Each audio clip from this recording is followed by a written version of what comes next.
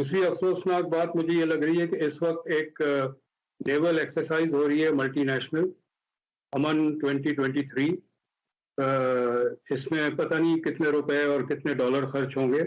یہ بھی مجھے پتہ نہیں اس میں ڈیفینس پریپیئرڈنس کے لیے کتنا ضروری ہے. اگر ضروری بھی ہے تو اس وقت کرنے کی ضرورت ہے جبکہ ملک ڈیفالٹ کے کہ ہم 22 بار IMF سے قرضے کی بھیک مانگ چکے ہیں کہ ہمارے پاس چند دنوں بھی نہیں چند گھنٹوں کا وقت رہ گیا ہے کہ ہم ڈیفالٹ کر جائیں گے. موڑ پہ کھڑا ہے تو مجھے سمجھ نہیں آتی ہے کہ راولپنڈی میں کوئی کنسرن ہے کہ نہیں ملک کی معیشت کی تباہی کا. اس طرح ہم نے ایڑیاں رگڑی.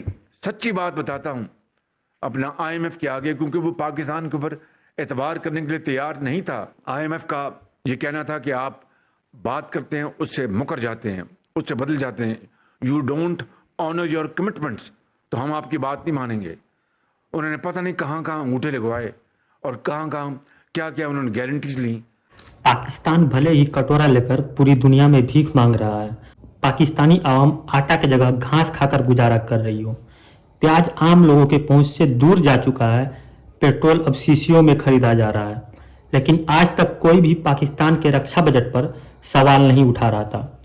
بجٹ کا لگ بھگ آدھا حصہ پاکستان اپنی رکشا پر خرچ کرتا ہے، کیونکہ پاکستان کو لگتا ہے کہ بھارت اس کا دشمن ہے. اگر پاکستان رکشا بجٹ میں پیسہ نہیں لگائے گا تو بھارت پاکستان پر حملہ کر دے گا اور پاکستان پر قبضہ کر لے گا.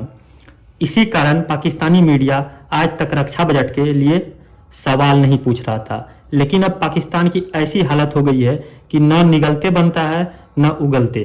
تو پاکستانی میڈیا میں اب کچھ لوگ باہر نکل کر آ رہے ہیں جو اب پاکستانی فوج کے بجٹ کے اوپر بھی سوال اٹھا رہے ہیں، کیونکہ پاکستانی عوام مہنگائی سے تراہیمام ہے اور زیادہ تر پیسہ پاکستانی آرمی لے جاتی ہے. تو پاکستانی میڈیا کے دوارا یہ پوچھا جانے لگا ہے کہ عوام اس طرح کے حالات سے جوجھ رہی ہے تو اتنا سارا پیسہ فوج کو کیوں دیا جا رہا ہے. یہ سوال آج نہیں تو کل اٹھنا ہی تھا. جب آٹے اور پیٹرول کے لیے 3-3 کلومیٹر کی لمبی لائن لگے گی تو لوگ تو پوچھیں گے ہی نا. تو آئیے ہم دیکھتے ہیں اس ویڈیو میں کہ پاکستانی میڈیا اس پر کیا کہتا ہے. تو پتہ یہ چلا کہ ہمارے پاس چند دنوں بھی نہیں چند گھنٹوں کا وقت رہ گیا ہے کہ ہم ڈیفالٹ کر جائیں گے.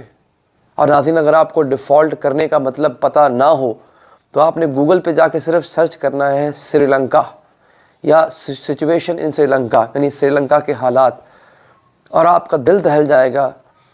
لوگ ایک دوسرے کے گھروں میں ڈاکے ڈال رہے تھے، عام لوگ اپنے ہمسایوں کو لوٹ رہے تھے کیونکہ ان کے پاس کھانے کو کچھ نہیں تھا.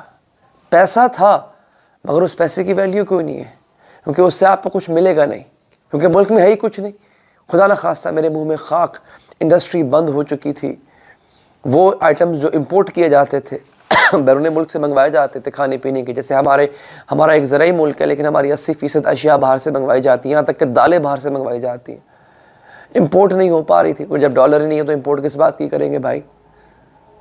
تو کھانے کو کچھ نہیں مل رہا تھا، اناج تک نہیں مل رہا تھا. پیٹرول پمپ پہ لائنیں لگی ہوئی ہیں، پیٹرول نہیں مل رہا ہے. لوگوں نے گاڑیاں اپنی بند کر دی، ان پہ دھول مٹی چڑھ گئی. لوگ سائیکلوں پہ پیدل سفر کرنے لگے کیونکہ پیٹرول ہی نہیں ہے. گاڑی کیسے چلائیں گے، موٹر سائیکل کیسے چلائیں گے. یہ حالات تھے سری لنکا کے. اور اب یہ جو بات کہی جا رہی ہے کہ چند گھنٹے دور ہیں، اللہ معاف کرے، مجھے سوچ کے بھی میرے رونگٹے کھڑے ہو جاتے ہیں ناظرین، کہ ہم صرف چند گھنٹے دور ہیں ان حالات سے. یہ کیوں کہا جا رہا ہے؟ IMF کا وفد آیا تھا، 10 روز مذاکرات کر کے واپس چلا گیا. وہ پیسے جو ہمیں ملنے تھے، کہ جن پیسوں کے ملنے کے بعد ہمارے معاملات ٹھیک ہو جانے تھے، یا کم سے کم ہم بچ جاتے، وینٹیلیٹر پر رہتے مگر زندہ رہتے، وہ امید بھی چلی گئی. کیونکہ IMF کا وفد بغیر ہمیں کچھ دیے واپس چلا گیا. ناظرین، خبر یہ ہے. اور اب یہاں پہ جو بات میں آپ سے کہہ رہا ہوں کہ چند گھنٹوں کا وقت رہ گیا ہے، میں نے ان صاحب کا انٹرویو کیا ہوا ہے بے شمار دفعہ. یہ ایک دور میں پنجاب کے وزیر خزانہ بھی رہ چکے ہوئے ہیں، اور یہ پاکستان کے ٹاپ کے، پاکستان کے بہت بڑے ماہر معیشت ہیں جناب حفیظ پاشا صاحب. یہ حفیظ شیخ صاحب نہیں ہے، انہیں کنفیوز نہیں کرنا، جو عمران خان صاحب کے دور میں وزیر خزانہ رہ چکے ہیں وہ نہیں، یہ حفیظ پاشا صاحب ہیں اور یہ بڑے ماہر اکانومسٹ ہیں.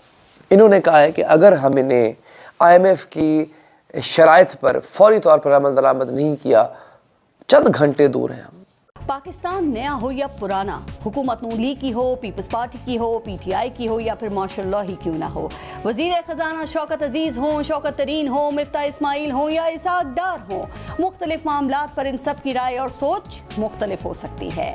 मेरी मोटरवे तेरी मोटरवे पे लड़ाई हो सकती है, मेरा दौर अच्छा तुम्हारा दौर बुरा, यानी अपनी अपनी हुकूमतों की परफॉर्मेंस पर लड़ाई हो सकती है, तख्ती पर तख्ती लगाने का झगड़ा हो सकता है, लेकिन एक बात पर ये सब इकट्ठे हैं कि मईशत मांग तांग कर ही चलानी है, कर्जों पर समझौता नहीं करना, अपनी मईशत अपने पांव पर खड़ी नहीं करनी, टैक्स की चोरी नहीं पकड़नी, किसी शोबे की इस्लाह नहीं करनी, अपनी हुकूमत की परफॉर्मेंस ठीक नहीं करनी, गवर्नेंस ठीक नहीं करनी, डॉलर कमाने नहीं मांगने हैं, बरामदात नहीं दरामदात में इजाफा करना है, हुकूमती अखराजात कम नहीं करने, वजारतों की तादाद में कमी नहीं करनी, मोशी दिवालिये के साथ साथ काबीना का साइज बढ़ाने पर कोई समझौता नहीं करना। जनाब, इन सब का IMF के पास जाने पर मुकम्मल इत्तफाक है, बस छोटा मोटा इख्तलाफ या पहले या बाद में या जल्दी या देर से जाने पर जरूर हो सकता है। मईशत चलाने और उसे ठीक करने के इसी इत्तफाक की तबाहकुन बरकत है कि हम 22 बार IMF से कर्जे की भीख मांग चुके हैं और आज भी बीमार मईशत को $1 अरब के टीके लगाने के लिए हमारा मिन्नत तरला प्रोग्राम जारी है। इस तरह हमने एड़ियां रगड़ी, सच्ची बात बताता हूं अपना IMF के आगे, क्योंकि वो पाकिस्तान के ऊपर एतबार करने के लिए तैयार नहीं था। IMF का ये कहना था कि आप बात करते हैं उससे मुकर जाते हैं, उससे बदल जाते हैं, you don't honour your commitments, तो हम आपकी बात नहीं मानेंगे। उन्होंने पता नहीं कहाँ कहाँ अंगूठे लगवाए और कहाँ कहाँ क्या क्या उन्होंने गारंटीज ली, तब जाकर IMF का प्रोग्राम जो है वो अपना दोबारा फिर उसको हमने रिवाइव किया और इस तरह अल्लाह ताला के फजल करम से पाकिस्तान को एक सीरियस डिफॉल्ट की सूरत हाल से बचा लिया। हारून साहब, एक तरफ आपने दावा तो गया ही नहीं। हाँ। अच्छा, अब आप देखें ना, एक तरफ तो कहते हैं मैं सच बोल रहा हूँ, जो आदमी बार बार कहते मैं सच बोल रहा हूँ, वो बड़ा कम इम्कान होता है सच बोल रहा हूँ। डिफॉल्ट से बचा लिया गया है, कहाँ बचा लिया गया है? आपके पास 2.90 आपके पास हैं, $3 उसमें वो सऊदी अरब के पड़े हुए हैं। तो शहबाज शरीफ साहब ने कहा मिन्नतें भी की, जहां चाहा अंगूठा लगवाया, फिर भी डील तो नहीं हुई। फिर भी अच्छा कह रहे हैं कि वो डिफॉल्ट से कब निकाल लिया जी आपने डिफॉल्ट से? आपके ख्याल में, आपके नजदीक नॉन कॉम्बैट एक्सपेंडिचर क्या है? चलें फौज जो कहती है उसको तो छोड़ दें, आपके ख्याल में नॉन कॉम्बैट एक्सपेंडिचर क्या है? वो बड़े वाज़ेह एग्जाम्पल है। एक तो ये है कि लाहौर से पेशावर आप जाएं GT रोड से, तो ऑन एवरेज एवरी 25 माइल्स एक कंटोनमेंट आता है। इस बेल्ट में तकरीबन कम से कम 15 कंटोनमेंट्स हैं इस 400 साढ़े 400 या 500 किलोमीटर के फासले में। ये सारे बने थे 19वीं सेंचुरी में, जब ज़ारिस्ट रशिया से ख़तरा था इन्वेजन का। अब मॉस्को तक दोस्ताना ताल्लुकात हैं हमारे, इनमें से 2/3 तो बंद हो जाने चाहिए, इसकी ज़रूरत ही नहीं है। ये हम दावे से कह सकते हैं कि ये नॉन कॉम्बैट एक्सपेंडिचर है। दूसरी बात ये है कि हर मुल्क में एक होता है कोस्ट गार्ड, हिंदुस्तान में भी है। हमारे यहाँ एक ही काम के 2 इदारे हैं, कोस्ट गार्ड भी है, मैरीटाइम सिक्योरिटी एजेंसी भी है। एक को बंद कर दें क्योंकि दोनों एक ही काम कर रहे हैं।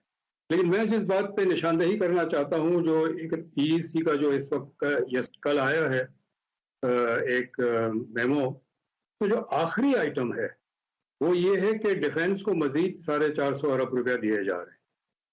ये मैं समझता हूँ बहुत अफसोसनाक बात। अब ऐसा कहा जा रहा है कि 15 फरवरी के बाद पाकिस्तानी अवाम पर नया टैक्स लगाना शुरू हो जाएगा। जो शर्तें IMF ने पाकिस्तान गवर्नमेंट को दी है, सुनने में आ रहा है कि तैयारी शुरू हो रही है और नया टैक्स लगाया जाएगा, क्योंकि पाकिस्तान को $1.2 बिलियन का कर्ज या भीख IMF के द्वारा पाकिस्तान गवर्नमेंट को मिले, इसके लिए टैक्स लगाए जाएंगे पाकिस्तान में।